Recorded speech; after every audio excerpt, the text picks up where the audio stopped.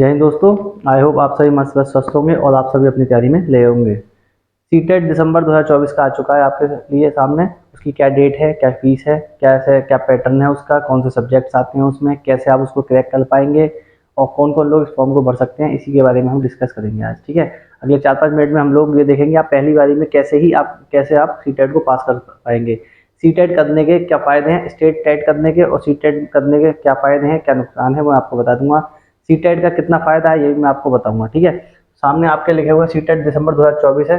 ठीक है, अब देखिए यहाँ पर डेट क्या है आपके। डेट सितंबर है आपकी 17 सितंबर 2024 से आपके फॉर्म फिल बनने होने शुरू हो जाएंगे और 16 अक्टूबर तक ये फॉर्म आपके भरे जाएंगे।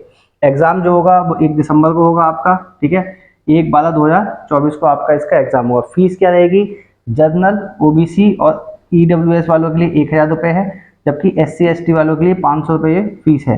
अगर आप प्राइमरी और जूनियर दोनों का फॉर्म भरते हैं तो दोनों फॉर्म भरने के आपके पैसे जाएंगे 1200 रुपये और SC ST के लिए जाएंगे आपके 600 रुपये। जनरल वालों के लिए, जनरल OBC EWS के लिए 1200 रुपये दोनों पेपर भरने के लिए, जबकि SC ST के लिए 600 रुपये इसकी फीस जाने वाली है। ठीक है, प्राइमरी और जूनियर का जो भर सकते हैं वो BEd और BTC, DLED और BLED। BLED वो है जो 4 साल का होता है। BTC का नाम चेंज करके क्या कर दिया है, DLED कर दिया है, जो कि 2 साल का होता है।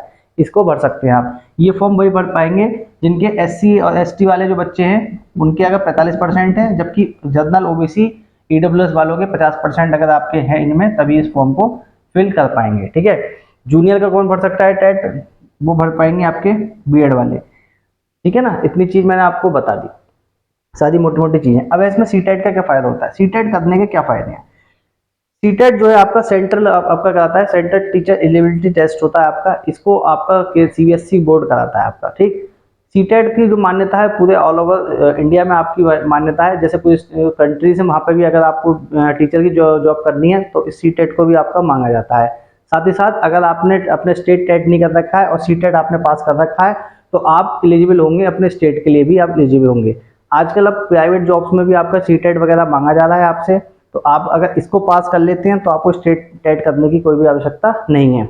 EWS, जनरल OBC, ये जो है आपका जनरल और EWS वालों के लिए 90 मार्क्स हैं इसमें क्वालिफाइड, 150 मार्क्स का होता है ये, जबकि SC ST और OBC के लिए 82 मार्क्स के लिए पास होता है। ठीक है, केवल ये क्वालिफाइंग होता है आपका। ठीक है, आगे कोई आपका अगर एग्जाम होता है तो उसके लिए आप ये क्वालिफाइंग मांगा जाता है। अगर आपके 90 हैं और किसी के 105, 110, 120, 125, 150 में 150 भी हैं तो वो भी एलिजिबल है अगले स्टेप के लिए। ठीक है ना, तो सीटेट करने का क्या फायदा है वो मैंने आपको बता दिया कि कहीं कहीं आपका किसी बच्चे का अगर स्टेट टेट पास नहीं होता है तो अगर उसके पास सीटेट पास है तो वो ऑल ओवर इंडिया क्या है, वैलिड है फॉर्म भरने के लिए, टीचर के लिए। ठीक है, जैसे आपके स्टेट के एग्जाम्स निकलते होते हैं, साथ ही साथ NBS होता है, KVS होते हैं आपके। ठीक है, आर्मी सैनिक स्कूल, तो वहाँ पर सीटेट ही वैलिड होता है। ठीक है, स्टेट टेट नहीं मांगा जाता वहाँ पे।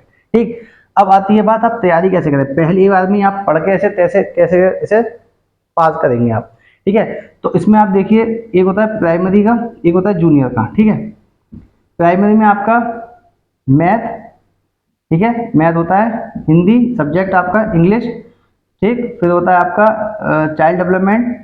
ठीक है, चाइल्ड डेवलपमेंट का होता है, और एक होता है आपका एनवायरमेंट।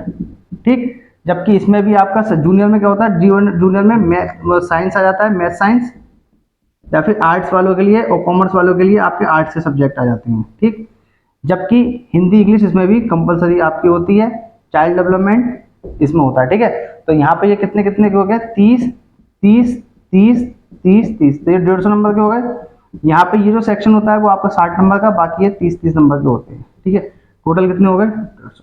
अब इसमें क्या है, इसे अगर आप ढंग से पढ़ेंगे तो आप आसानी से करके ले जाएंगे। और आप सोचेंगे आप सारा कुछ पढ़ के आप इसे टॉपर बन जाएंगे या कर लेंगे, तो आप नहीं कर पाएंगे। क्यों, क्योंकि मैंने कैसे पास किया, मैंने पहली बार में पास किया और जितनी बार भी दिया मैंने सब बार मैंने इसे पास किया, प्राइमरी भी और जूनियर भी। ठीक है नहीं, स्टेट के भी मेरे पास सर्टिफिकेट्स हैं और सीटेट के भी मेरे पास सर्टिफिकेट सारे रखे हुए हैं। ठीक है, तो आपको पहले क्वालिफाइंग चाहिए। ठीक है, मैंने आगे बार बार इसलिए देते रहे ताकि जरूरत, ऐसा था ना पहले कि 5 साल के लिए वैलिड होता था स्टेट वाला और सीटेट आपको 7 साल के लिए, अब तो लाइफ टाइम है, तो इसलिए मैंने इसको बार बार दिया।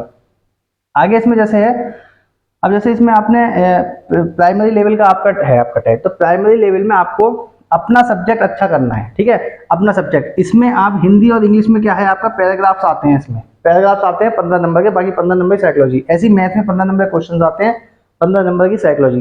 तो 75% यानी कि 75 क्वेश्चन आपके सब्जेक्ट्स के आते हैं, 75 नंबर साइकोलॉजी के आते हैं आपके, ठीक है, ये ध्यान रखना आप, ठीक, चाहे इसमें हो या इसमें हो। तो आप अपने ये मत सोचना कि आप हाई फाई पढ़ के कर लेंगे, ठीक, कम से कम पढ़ना है, लिमिटेड पढ़ना है, सिलेक्शन लेना है। अब इसमें आपको पढ़ना है क्या, पढ़ना केवल आपको एनसीईआरटी पढ़नी है, एनसीईआरटी की बुक्स पढ़नी है केवल और केवल, ठीक है। उसमें आपको जो आपको फैक्ट्स वगैरह दे रखे होते हैं और दे रखे होते हैं, प्रैक्टिकल्स वगैरह दे रखे हैं, छोटे छोटे नोट्स दे रखे होते हैं उसमें साइड में, ठीक है। क्या होता है जब इस तरह से चीज़ें दे रखी होती हैं, तो उसमें केवल एनसीईआरटी ही चीज़ें उसमें आप पढ़ पाओगे, तभी आप अपना जो साइकोलॉजी का सेक्शन है वो अच्छा कर पाओगे सब्जेक्ट का। साथ ही साथ जो आपके जो क्वेश्चंस आते हैं वो सब उसी में से आते हैं, सब्जेक्ट्स वाले भी। तो आप एनसीईआरटी पढ़िए केवल 8 तक की, अगर 8 तक की कंप्लीट हो जाती हैं आप, फिर तो 9 10 तक भी पढ़ सकते हैं आप एनसीईआरटी, उसके अलावा कुछ नहीं पढ़नी है, ठीक है। जैसे मैथ साइंस की आएगा, ठीक है, मैथ साइंस की आप एनसीईआरटी पढ़ सकते हैं, ठीक है। और जैसे इसमें यहाँ पे एनवायरनमेंट है, तो एनवायरनमेंट की बुक है आपकी, ठीक। यहाँ पे आपको ये हिंदी इंग्लिश में है, तो हिंदी इंग्लिश में आप क्या है पैराग्राफ आते हैं, 15 नंबर के हिंदी में आएंगे पैराग्राफ, 15 नंबर के इंग्लिश में आएंगे। तो 15 नंबर की होगा, बाकी क्या आएगी साइकोलॉजी आएगी उसमें। तो आप इतना सा पढ़ के आप सेलेक्ट इसको क्या करते हैं, क्वालिफाइंग कर सकते हैं।